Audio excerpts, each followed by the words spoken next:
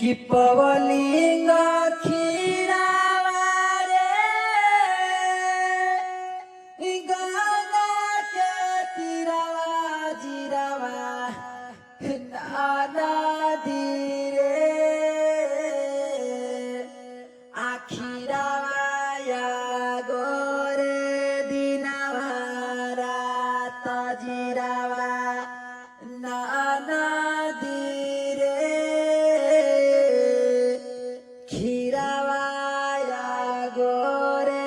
दिनावा रात। लगाइए तो रिदम ठीक से पवलिंग खीरावा रे गंगा के तीरवा जीरवा नाना धीरे पवलिंग खीरावा रे गंगा के तीरवा जीरवा नाना धीरे खीरावा या गोरे दिनवा रात जीरवा नाना धीरे खीरावा या गोरे दिनवा रात।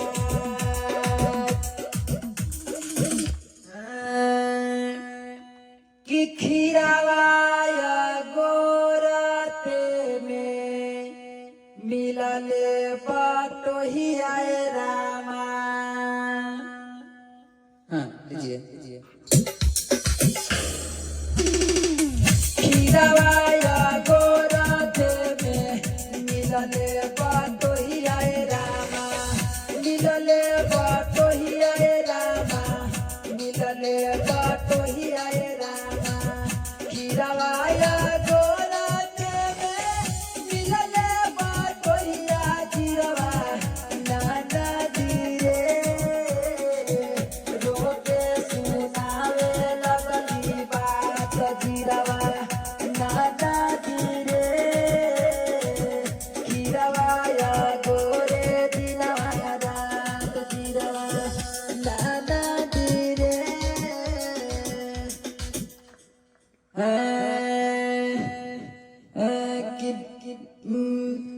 बतिया बतैला ना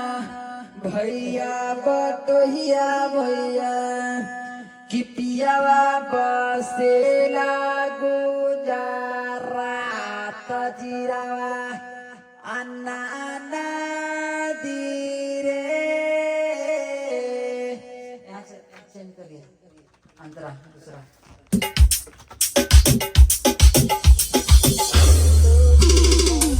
रहिया बदला ना भैया बटोहिया रामा रहिया बतैला ना भैया बटोहिया रामा कही उदेल न उत सफ साफ बतिया रामा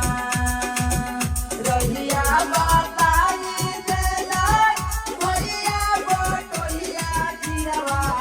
नाना धीरे रहिया बताई देला भैया बटोहिया जीरवा नाना धीरे पियावा बसेला गुजारात जीरवा नाना धीरे पियावा बसेला गुजारात आजीरावा नाना धीरे खीरावा या गोरे दिनवा रात जीरावा नाना धीरे। हम लोग कंपोजिशन कर रहे थे कुछ गाना के मतलब पुराना ट्यून पारंपरिक और आप देख रहे हैं दीवाना म्यूजिक वर्ल्ड और आप देख रहे हैं मोनू बादशाह और आप देख रहे हैं बिल्डरवा का पापा के मुंह ओम प्रकाश के अलावा ए ने जानते हैं जी सुनिए ना कोई का नहीं कहिएगा सब्सक्राइब कर दीजिए ना ठीक ना।